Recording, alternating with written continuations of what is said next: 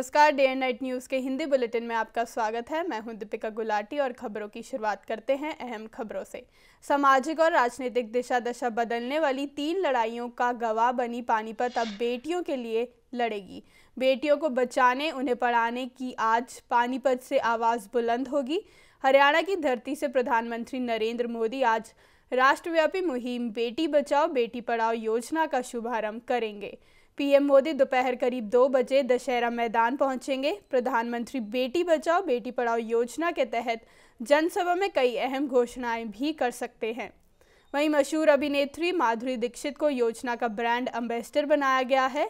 PM के साथ वह भी कार्यक्रम में मौजूद रहेंगी। प्रदेश व अन्य राज्यों के मुख्यमंत्रियों के अलावा कई केंद्रीय मंत्री भी इस कार्यक्रम में शामिल होंगे।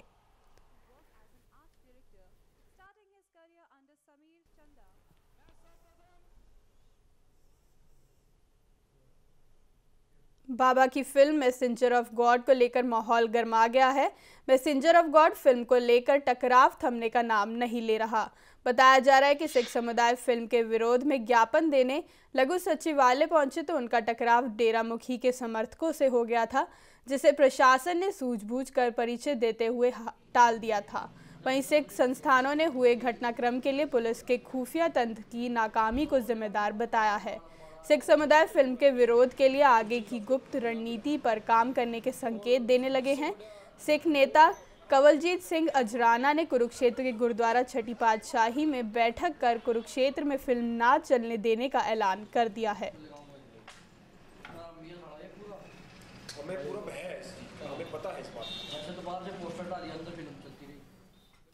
इसी तरह शांतमय ढंग से कल हम सिख समाज के प्रतिनिधि सिर्फ डीसी साहब को अपना ज्ञापन देने के लिए जा रहे थे। उनसे बकायदा पहले सूचना थी, पुलिस को भी इस बात की सूचना दी गई थी एक दिन पहले, लेकिन कल मैं समझता हूं इनका खुफिया एजेंसी पूरी तरह से फेल हो गई।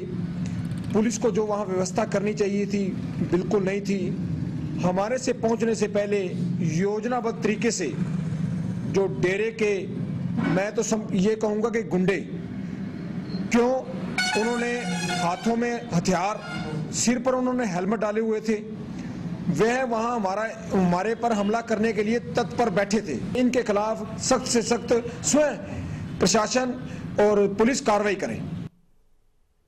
बाबा राम रहीम ने अपनी फिल्म को लेकर चेन्नई में प्रेस वार्ता की। इस दौरान बाबा ने कहा कि यह फिल्म ड्रग्स के खिलाफ लड़ाई को लेकर है। उन्होंने कहा कि इस फिल्म में धर्म को लेकर कुछ नहीं है। उन्होंने कहा हर इंसान को बोलने का हक है और इस फिल्म में युवाओं को नशे से दूर रहने का संदेश दिया गया है।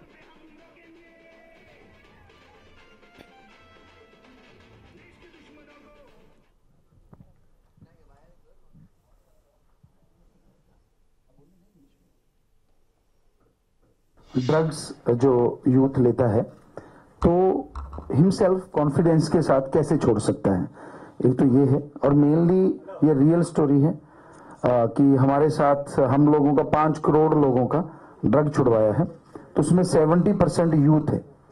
तो जो ड्रग माफिया है वो क्या करता है कि हम अगर ड्रग छुड़ा रहा है तो वो क्या करता है, तो रियल स्टोरी है, लेकिन बीच में कुछ काल्पनिक भी है, ऐसा कुछ जो सोच के अकॉर्डिंग होता है, जो फिल्म में होता ही है, तो उसके अकॉर्डिंग भी बनाया गया है। और इसमें वेश्यावर्ती सेक्स वर्कर जो लड़की लोग रहता है तो उनको हम डॉक्टर बनाता है। इसी में 17 मैरिज हमने करवाया, जिसमें एक गर्ल्स का यहाँ स्टोरी है कि कैसा होता है वो, क्यों होता है ऐसा। तो वो ऐसा 15 to 20 मैसेज हम लेके, पर वो कर्मयोगी बनके, हमने भाषण नहीं दिया है, एक करके दिखाया है। कुरुक्षेत्र के लाडवा पश्चिम यमुना नहर अवैध खनन का काम जोरों पर चल रहा है। दिन के उजाले में सरेआम नहर से रेत निकाली जा रही है। हर कोई अपने अपने रेत के स्टॉक जमा करने में मशगूल है, जो कि मजदूरों की मदद से रेत को बटोरने का धंधा कर रहे हैं। हालांकि पुलिस शिकायत मिलने पर खाना पूर्ति करती है और रेत से भरी ट्रॉलियों को भी पकड़ती है, लेकिन अवैध खनन रोकने के लिए पुलिस का यह कदम पूरा साबित होता नजर नहीं आ रहा।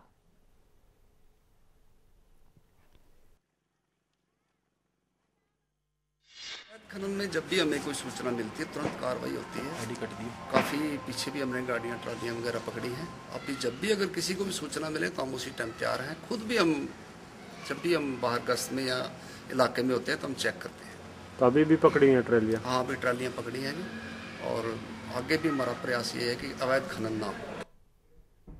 चंडीगढ़ में बिना परमिशन चल रही गैस एजेंसियों के खिलाफ चंडीगढ़, पंजाब, हरियाणा और हिमाचल के सब डीलरों ने पुलिस को शिकायत दी है, जिसमें कहा गया है कि उन्हें कमर्शियली सिलेंडरों की एजेंसी कंपनी की तरफ से दी गई है। लेकिन अब पता चल रहा है कि ये कंपनी गलत तरीके से चंडीगढ़ में अपना बिजनेस चला रही है। सभी शिकायतकर्ताओं ने करोड़ों रुपए की धोखाधड़ी की कंप्लेंट की है। शिकायतकर्ताओं का कहना है कि पुलिस भी उनकी शिकायत पर कोई ठोस कार्रवाई नहीं कर रही। चंडीगढ़ में बिना प्रशासन चल रही गैस एजेंसियों के खिलाफ सब डीलरों ने पुलिस को शिकायत दी।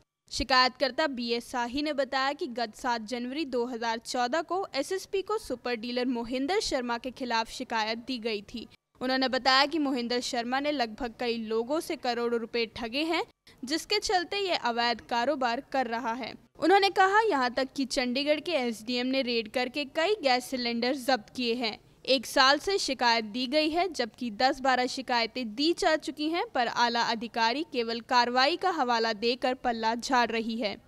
शिकायतकर्ता संजय कुमार ने बताया कि कमर्शियल गैस की एजेंसी देने के लिए उससे 2.5 लाख रुपए लिए गए। उन्होंने बताया कि 2 लाख रुपए गवर्नमेंट ऑफ इंडिया के अप्रूवल दिलवाने के लिए और गोदाम के लिए अलग से 1 लाख रुपए लिए गए, पर उन्हें अप्रूवल लेटर अभी तक नहीं दिया गया। उन्होंने शर्मा के खिलाफ कंप्लेंट डाली है। उन्होंने हमारे से एजेंसी के नाम से 2.5 लाख रुपए एक और गवर्नमेंट अप्रूवल के दिलवाने के लिए 2 लाख एक और गोदाम के लिए 1 लाख रुपये अभी तक हमें कुछ नहीं दिया उन्होंने और हमें गुमराह मिसगाइड किया है। तो ये जो मोहिंदर शर्मा है कौन है, कहाँ का रहने वाला है? ये पंचकुले का है जी। और लेन देन जो हमारा चंडीगढ़ में।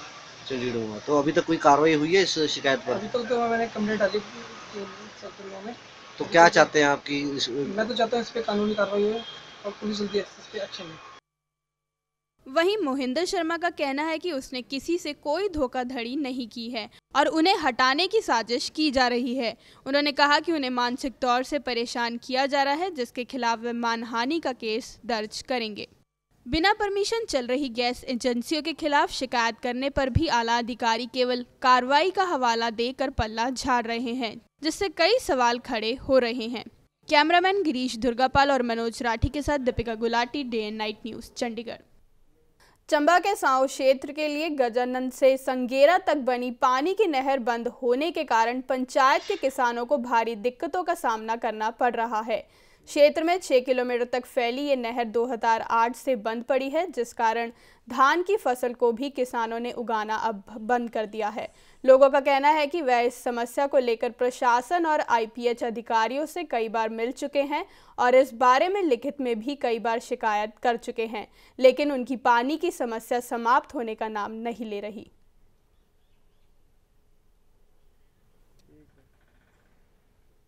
जो काफ़ी साल से है और ये 3-4 साल पहले से बंद हो चुकी है, जिसके कारण बहुत सी दिक्कतें आ रही है। इस नहर से जो पानी आता था उसे हम सिंचाई के काम में लाते थे और सब्जी वगैरह का उत्पादन करते थे। अब ये नहर बंद होने के कारण हमें सही रूप से पानी नहीं मिल रहा है। ये हमारा सिंचाई का एक बहुत ही अच्छा साधन था। इसे आईपीएच विभाग चला रहा है और शुरू से चलाता आया है और यहाँ पानी कई टाइम से ये बंद पड़ी हुई है, जिससे किसानों को बहुत ही दिक्कत आ रही है। सर, हमारी ये रिक्वेस्ट है कि ये जो पानी की नहर दी गई है काफ़ी पुरानी, गजानंद से लेकर टिकरी तक, यहाँ तक हमें पानी की काफ़ी ज़रूरत है और ये नहर टूटी पड़ी है, हर जगह से पानी की कोई व्यवस्था नहीं है और हमारा महकमे से ये गुजारिश है, निवेदन है कि हमें इस नहर की मरम्मत दी जाए। हमने पहले भी काफ़ी बार अपीलें रखी है। आज तक इस नहर को सुचारू रूप से नहीं चलाया गया है, जिसके कारण हमारे लगभग 200 किसानों को जो है वो नुकसान हो रहा है। हमारे किसानों ने लोन लेकर पॉली हाउस लगाए हुए हैं, जिनमें कि उनके फूल सूख चुके हैं और वो उखाड़ रहे हैं उन पॉली हाउसों को। उधर नाहन विधानसभा क्षेत्र के कुछ गांव को इन दिनों पानी की समस्या से जूझना पड़ रहा है। गांव में पिछले 15 दिनों से पानी की सप्लाई नहीं हो पा रही है, जिससे लोगों को भारी परेशानियों का सामना करना पड़ रहा है। एक और जहां पेयजल योजना से पानी नहीं आ रहा, वहीं हैंडपंप भी खराब पड़े हैं, जिससे लोगों की समस्याएं और बढ़ गई हैं। इसी समस्या को लेकर पंचायत के टुड़वाला गाँव की कुछ महिलाएं नाहन में जिला उपायुक्त दरबार पहुंची। महिलाओं ने मांग की कि प्रशासन जल्द गांव में पानी की समस्या को बहाल करवाए, ताकि लोगों को इस समस्या से निजात मिल सके।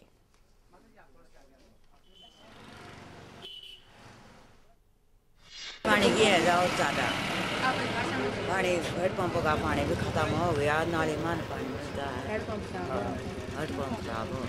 पानी 15 दिन हो गया जो नलकों में नहीं आ रहा, और हेडपम्प भी हमारे कल परसों से खराब हो रहा, बिल्कुल पानी बहुत दिक्कत आ रही है। यही है भाई, हमारे को पानी दे हर रोज मिले हमको नलकों में पानी। बिलासपुर जिले में महर्षि वेद व्यास की याद में हर साल की तरह इस बार भी व्यास उत्सव का आयोजन किया जाएगा। 22 जनवरी से 28 जनवरी तक चलने वाले व्यास उत्सव को लेकर अब दुकानें सजने लगी हैं। 7 दिनों तक चलने वाले इस उत्सव में विभिन्न खेलकूद प्रतियोगिताओं के साथ ही गीत संगीत की प्रतियोगिताएं भी करवाई जाएंगी। लेकिन मौसम के बदलते अंदाज ने दुकानदारों के सामने मुश्किलें खड़ी कर दी हैं, जिससे उनके कारोबार पर खासा असर पड़ रहा है।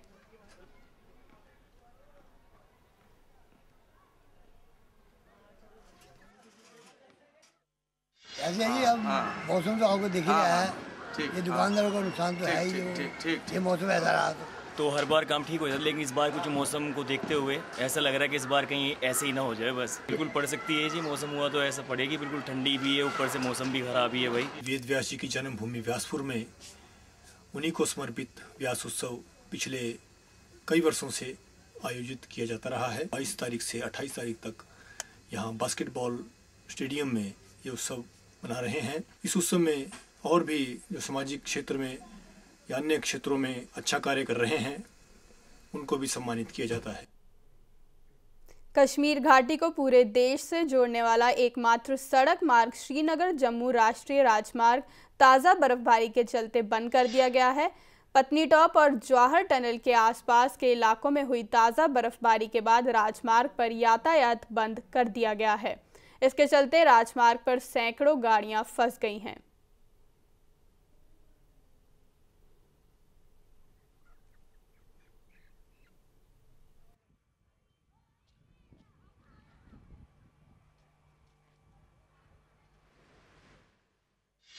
कल से हम यहाँ से खड़ा है सर, कल शाम से खड़ा है सर, बर्फबारी की वजह से इधर ट्रैफिक खड़ा किया सर। थोड़ा सा परेशानी आ रही है, गाड़ी रुकी है, हमारे पास मुर्गा लोड है सर, मुर्गा गाड़ी खड़ा नहीं कर सकते कि मुर्गा मर जाता है सर। कम से कम 3 लाख की है मेरा गाड़ी में माल है, यही परेशानी है मेरा। अगर रास्ता खुलेगा तो मैं निकल जाऊंगा, मेरा माल बच जाएगा। हमें यहाँ से जाने नहीं दे रहे हैं। मेरी गाड़ी में 4 लाख का माल है। हमें इसलिए यहाँ रोका गया है कि बर्फबारी हो रही है और रास्ते में पस्सियाँ भी पड़ रही हैं, इस वजह से हमें यहाँ रोका गया है। जम्मू कश्मीर के पुलवामा में पुलिस ने 2 युवकों को गिरफ्तार किया है। बताया जा रहा है कि युवकों के पास से 21 किलोग्राम भुक्की बरामद की गई है।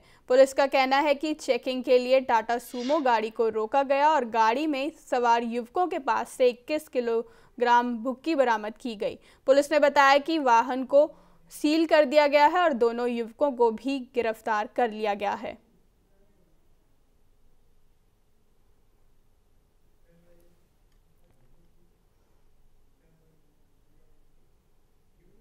जम्मू में 15 जनवरी को लापता हुए युवक गौरव गुजराल का कई दिन बीत चुके हैं, लेकिन युवक का अभी तक कोई पता नहीं चल पाया है, जिसके कारण लोगों में पुलिस और प्रशासन के खिलाफ काफ़ी रोष देखने को मिल रहा है। लोगों का कहना है कि पुलिस अब तक कोई सुराग नहीं जुटा पाई है। वहीं युवक के परिजन सदमे में हैं और नम आंखों से गौरव के वापस आने की उम्मीद लगाए बैठे हैं।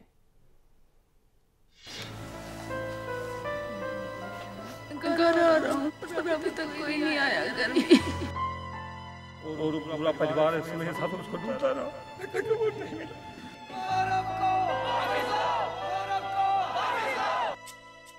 15 जनवरी को लापता हुए युवक गौरव गुजराल का अब तक कोई सुराग नहीं मिल पाया है। लोगों में पुलिस की नाकामी से आक्रोश बढ़ता जा रहा है। लोगों का रोष इस कदर बढ़ गया है कि लोगों ने नौशहरा व्यापार मंडल ने कस्बे को बंद कर पुलिस और प्रशासन के खिलाफ जमकर प्रदर्शन किया और तहसीलदार को राज्यपाल के नाम ज्ञापन सौंपा। शहर वासियों ने सुबह गुजराल चौक नौशहरा में एकत्रित होकर सड़क को जाम कर दिया और पुलिस के खिलाफ जमकर प्रदर्शन किया। इस मौके पर प्रदर्शनकारियों के सामने नौशहरा के विधायक रविंद्र राणा ने कहा कि बाजार की एक नामी परिवार के युवक को लापता हुए कई दिन बीत चुके हैं, लेकिन अभी तक पुलिस इसका कोई भी सुराग नहीं लगा पाई है। उन्होंने कहा कि अगर गौरव की तलाश नहीं की गई तो वह लोग राजभवन में भी प्रदर्शन करेंगे। लोगों का कहना है कि नौशहरा में ऐसे हादसे होना आम बात हो गई है, क्योंकि अभी तक सिकंदर खान की हत्या की गुत्थी भी अभी तक नहीं सुलझ पाई है। इतने दिन गुजर गए हैं, अभी तक कुछ सुराग नहीं लग रहा है। बार बार हम एडमिनिस्ट्रेशन के पास जा रहे हैं, चाहे वो सिविल एडमिनिस्ट्रेशन है या पुलिस एडमिनिस्ट्रेशन है, पूरी तरीके से एडमिनिस्ट्रेशन नाकाम है। अभी तक एक क्लू नहीं मिल पाया है। एक नौजवान दिन दिहाड़ी दोपहर में लापता हो जाता है, इतने दिन गुजर जाते हैं, पता नहीं लगता है, और जिस प्रकार का फॉलो अप होना चाहिए था अभी तक नहीं हुआ है। वहीं गौरव गुजराल के परिजन उसके लापता होने से सदमे में हैं। गौरव की मां का कहना है कि वो सुबह 10 बजे घर से गया था और अभी तक उस दिन के बाद से उसका कोई पता नहीं है। वहीं उसके पिता ने बताया कि उसने अंतिम बार सियोत से फोन किया था और कहा था कि वह घर वापस आ रहा है। उसके बाद से उसका कोई अता पता नहीं है। सुबह 10 बजे घर से गया जी, शाम को फोन उसको किया था, वो तो मैं घर आ रहा हूँ, और अभी तक कोई नहीं आया घर में। और पूरा परिवार इस समय सब उसको ढूंढता रहा, लेकिन वो नहीं मिला। कई दिन बीत जाने के बाद भी लापता युवक का कोई पता नहीं चल पा रहा है, जो कि पुलिस की कार्यप्रणाली पर भी सवाल खड़े कर रहा है। वहीं लोगों में भी इसके प्रति काफी रोष देखा जा रहा है, पर अब यह देखना है कि पुलिस इस मामले में कब फुर्ती दिखाती है। जम्मू से आशीष कोहली के साथ Deepika Gulati, day and night news, Chandigarh. महिलाएं किसी भी क्षेत्र में कम नहीं हैं और हर तरह के जोखिम उठाने के लिए हमेशा से तैयार रहती हैं, जिसका उदाहरण जम्मू में इस बार के गणतंत्र दिवस के अवसर पर आयोजित होने वाले मुख्य समारोह के दौरान देखने को मिलेगा, जहां जम्मू कश्मीर पुलिस के जवानों की डेयरडेविल टीम मोटरसाइकिलों पर जानलेवा करतब दिखाई करते देंगे। पर इस डेयरडेविल टीम में इस बार महिला पुलिसकर्मी भी शामिल होंगी, जो 26 जनवरी को अपनी प्रतिभा का जौहर दिखाएंगी।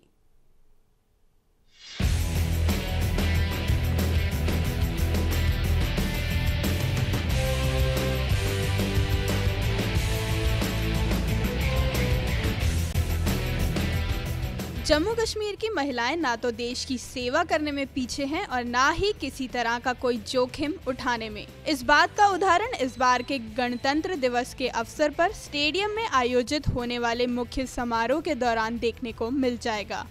ऐसा इसलिए क्योंकि हर साल गणतंत्र दिवस पर ध्वजारोहण के मुख्य समारोह में जम्मू कश्मीर पुलिस के जवानों की डेयरडेविल टीम मोटरसाइकिलों पर जानलेवा करतब दिखाते हैं, लेकिन इस बार से पहली बार इस डेयरडेविल टीम में महिला पुलिसकर्मी भी शामिल होंगी। जी हां, 26 जनवरी को स्टेडियम में अपनी प्रतिभा का जौहर दिखाने के लिए यह टीम कड़ी मेहनत में जुटी हुई है। आपको बता दें कि डेयरडेविल पिछले करीब 15 सालों से गणतंत्र दिवस पर आयोजित होने वाले मुख्य समारोह में खतरनाक करतबों का मुजाहिरा करते हैं, लेकिन इस बार महिला पुलिसकर्मी भी इन जानलेवा करतबों का हिस्सा होंगी, जो कि अपनी प्रतिभा का जौहर दिखाएंगी।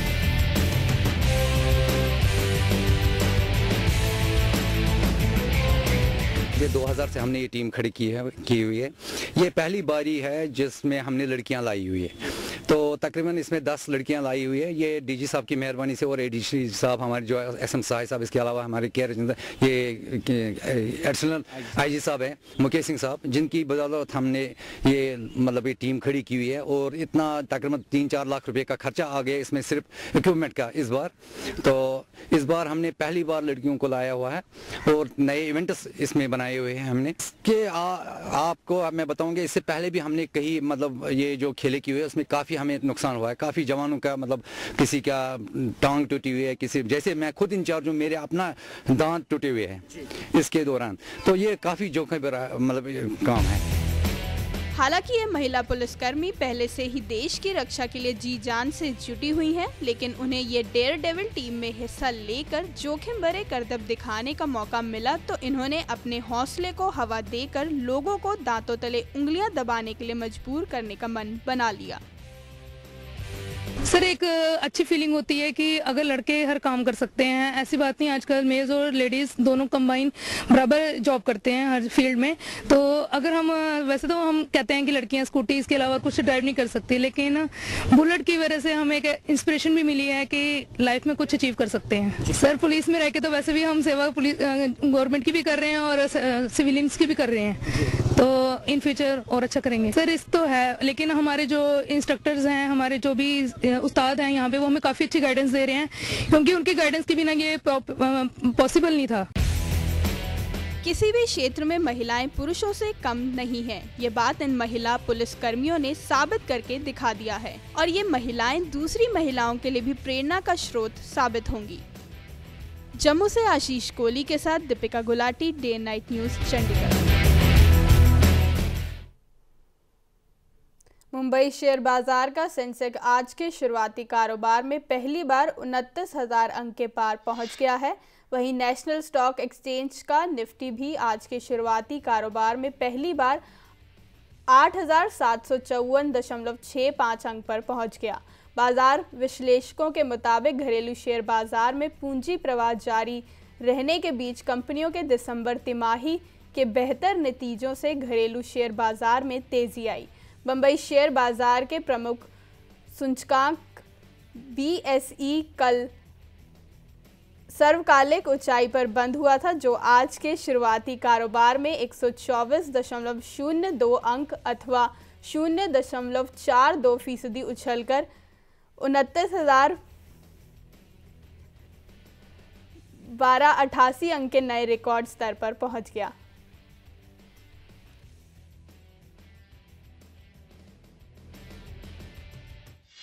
जब से पिछले कुछ 6-8 महीने से हमने देखा है कि जब से नई सरकार का गठन हुआ है, तब से जो भारत की छवि है, जो इन्वेस्टर के मन में एक परसेप्शन जो है, वो एक बड़ा ही पॉजिटिव है। और भारत जो पिछले कुछ 3-4 महीने में इंटरनेशनल डेवलपमेंट हुए हैं, उसकी वजह से ऐसा महसूस होता है कि जो लो एनर्जी प्राइसेस है, stability in Europe and America है, तो दूसरी इकोनॉमी भी हमने संभलते हुए देखी है। तो वहाँ पे भारत एक स्वीट स्पॉट में इसलिए आ गया है कि low energy price and low commodity prices is heavily positive and beneficiary to our country. And उसको चलते हुए कि भारत एक फेवरेट डेस्टिनेशन हो गया है अमंग द इमर्जिंग मार्केट्स में। तो उस वजह से लगातार जो FII का जो फ्लो है, वो हमने देखा कि इक्विटीज़ में आ रहा है, भारतीय इक्विटीज़ में। और लोगों का भी जो डोमेस्टिक इन्वेस्टमेंट्स जहाँ तक सवाल है, तो वहाँ पे भी हमने देखा कि म्यूचुअल फंड्स में भी पिछले कुछ महीनों से पॉजिटिव इनफ्लो आ रहे हैं। हिंदी समाचारों में अब तक के लिए बस इतना ही। नमस्कार। खबरों की दुनिया में आइए, हमारे साथ कहीं भी और कभी भी जुड़िए। हम मिलेंगे फेसबुक पर, हम दिखेंगे YouTube पर, हमें फॉलो कीजिए ट्विटर पर। खबरों के साथ बने रहिए रात दिन।